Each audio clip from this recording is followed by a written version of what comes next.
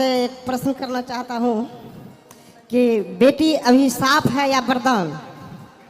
वरदान है, अभिशाप कैसे होगी? राधे राधे महाराज जी के प्रिय भक्तों, आप सभी को हमारे चैनल में बहुत बहुत स्वागत है।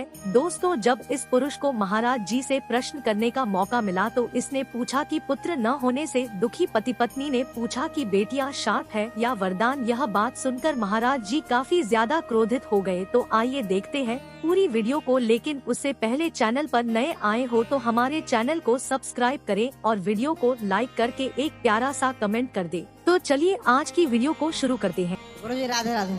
जी राधे राधे।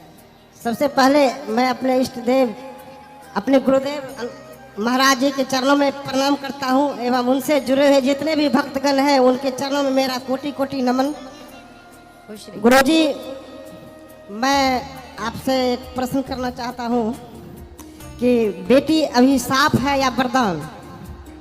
वरदान है, अभिशाप कैसे होगी? नहीं, जैसे दो लाइन सुना रहे हैं सर। कहा गया है कितनी सीता गंगा माँ की गोद में समा गई, कितनी गीता रेल की पटरियों पे सो गई, कौन कुएं में कूद पड़ी, कौन गिरी मीनारों से, कौन करेगी इसकी गिनती रोज रंगे अखबारों से। तो इसमें हम समझना चाहते हैं सर आपसे, बहुत है कि समाज में बेटी जिसके पास है, जैसे हमारे पास साथ में हमारी पत्नी साथ में आई है, तो उनके पास हमारे पास 3 गो बेटी है, वो बहुत परेशान रहती है। हम उसको समझाते हैं, चलिए महाराज जी से कुछ समझ लें। तो बेटा भाग्य से पैदा होता है। सुनो जी, बेटा भाग्य से पैदा होता है और बेटियां सौभाग्य से पैदा होती हैं। 100 मतलब 100 जी 100 भाग्य से बेटियां पैदा होती हैं। बताओ, सीता जी के भाई का नाम क्या था? आप में से कोई जानता है? माता सीता जी के भाई का नाम क्या था? कोई जानता है? कोई नहीं जानता। क्यों नहीं जानता? क्योंकि सीता के पिता जनक जी का नाम उनके बेटे ने नहीं, उनकी बेटी ने अमर किया है। जनक जी का नाम उनके बेटे ने नहीं बल्कि उनकी बेटी माता सीता ने अमर कर दिया। इतना अमर किया कि युगों युगों तक उनका नाम लोग जनक जी का नाम लेते हैं। जनक जी का नाम अमर उनके बेटे से नहीं हुआ, उनकी बेटी से हुआ। तो जरूरी नहीं है कि बेटे ही नाम अमर करते हैं, बेटियां भी नाम अमर करती हैं। अनसुईया ने अपने माँ बाप का नाम अमर कर दिया। फिर इसलिए आपकी बेटियां हैं तो आप परम सौभाग्यशाली हैं। बेटे के लिए भगवान दे दें आपको तो अच्छी बात है, वरना खुश रहिए। औरों की तो, कुछ लोगों की तो बेटियां भी नहीं होती। जी सर, दूसरा प्रश्न है मेरा सर कि भागवत प्राप्त करने का मुख्य साधन क्या है? सत्संग। थोड़ा आशीर्वाद दे दीजिए हमारी वाइफ। राधे राधे गुरुजी। जी जी मैया, छोड़ दो, बैठी आगे हो, देख पीछे रही। आपके चरण स्पष्ट गुरुजी। बोलो बोलो, खुश रहिए।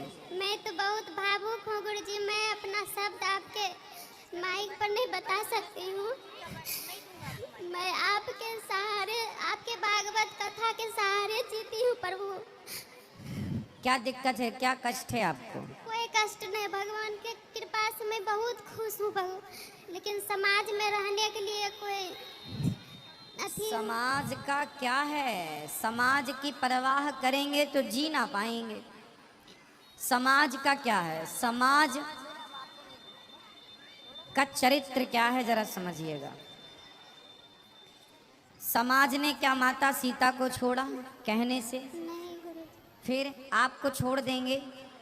फिर तो समाज की परवाह क्यों करना? एक बाप बेटा जा रहे थे, आपको मैंने ये कथा शायद सुनाई हो। गधा उनके साथ था, तो गांव के लोगों ने कहा देखो, जब गधा साथ में है तो पैदल चलने की क्या जरूरत है। तो दोनों बाप बेटे गधे पे चढ़ गए। दूसरे गांव से निकले तो दूसरे गांव के लोगों ने कहा लो, एक गधे पर 2-2 गधे चढ़े हैं। तो उनमें से एक उतर गया कि भाई सही है, भाई गधा बच्चा है, अभी हम 2-2 ज़्यादा वजनी है। एक उतर गया तो बाप उतर गया, बेटा बैठा रहा। तो लोग बोले लो लो, कितना घोर कलयुग आ गया, बेटा गधे पे बैठा है, बाप पैदल चल रहा है। तो बाप बैठ गया, बेटा उतर गया। आगे के गांव के लोगों ने कहा राम राम, घोर कलयुग आ गया। कैसा निर्दयी बाप है, गधे पे बैठा बेटे को पैदल चला रहा है। तो दोनों उतर गए। अब बताओ वो लोग क्या करें। दोनों थे नीचे तो भी जमाना बोला, दोनों चढ़ गए ऊपर गधे के तो भी जमाना बोला, एक चढ़ा तो भी बोला, एक उतरा तो भी बोला। जमाने का काम क्या है? अगर गुरुजी पहले मेरे प्रश्न का उत्तर दो, जमाने का काम क्या है? वो तो दोषी ठहराते हैं। जमाने का काम है केवल बोलना। जी लोग खाए बिना रह सकते हैं, बोले बिना नहीं रह सकते। जी गुरुजी। आप जैसी कितनी बेटियां ऐसी भारत में नहीं दुनिया में हैं जिनकी केवल बेटियां हैं, बेटा नहीं है। आप उनको भी तो देखिए जिनके पास बेटी और बेटा कुछ भी नहीं है।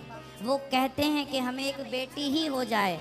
आपके 3 दिया है फिर भी आप दुखी हैं। जो दिया है उसमें प्रसन्न लोग तो रहिए। यहाँ तक बोल देते हैं गुरुजी की बेटी है तो क्या, धन है तो क्या, पुत्र नहीं है तो तुम दोषी हो। लो तुम दोषी क्यों हो? बोले तेरे बेटा है तो तूने कौन सा गढ़ जीत लिया? बता दो जरा, बोल दिया करो, पलट के जवाब देना सीखो आप। दोष लगता जहाँ है, जरूरत है हाँ? दोष लगता है बिना पुत्र का। काय का दोष? बताओ तो फिर मीराबाई के कौन से बेटा था? उनसे पूछ लिया करो मूर्खों से मैं कि तो मीराबाई को कौन से बेटा था। आप यशोदा मैया के बेटे का नाम क्या था? यशोदा मैया का भी खुद का जाया बेटा नहीं था, मीराबाई का भी बेटा नहीं था। तो क्या बिना बेटे के गति नहीं होती?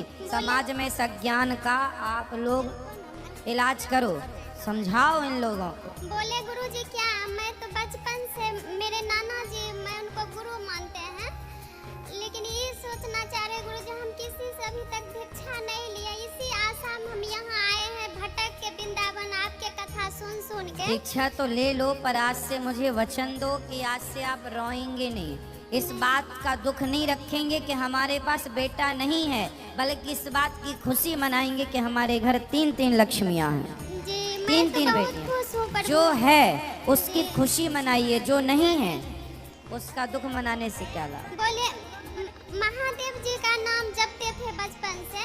कल जो है हम ठाकुर चलेंगे लड्डू गोपाल, तो उनके सेवा करेंगे तो नाम महादेव जी का ओम नमः शिवाय जपते हैं। महादेव जी का नाम जपने के कारण ही महादेव ने आपको कृष्ण की भक्ति प्रदान कर दी। जी वही नाम जपते। तो कल से ठाकुर जी की पूजा जो करेंगे तो नाम क्या जपेंगे? जब मंत्र आप लेंगे तो हम मंत्र देंगे, फिर मंत्र जो देंगे उसका आप जाप करना। जी राधे राधे। तो देखा आप सभी ने किस प्रकार इन दोनों पति पत्नी को इनके ही गांव के लोग पुत्र न होने से परेशान करते हैं। इसीलिए आज महाराज जी की भागवत कथा सुनने दोस्तों अगर वीडियो अच्छा लगा हो तो वीडियो को लाइक करें, अगर चैनल पर नए आए हो तो सब्सक्राइब भी जरूर करें। ऐसे ही इंफॉर्मेटिव वीडियो देखने के लिए फिर मिलते हैं आप सभी भक्त जनों को अगली वीडियो में। तब तक के लिए आप सभी को राधे राधे।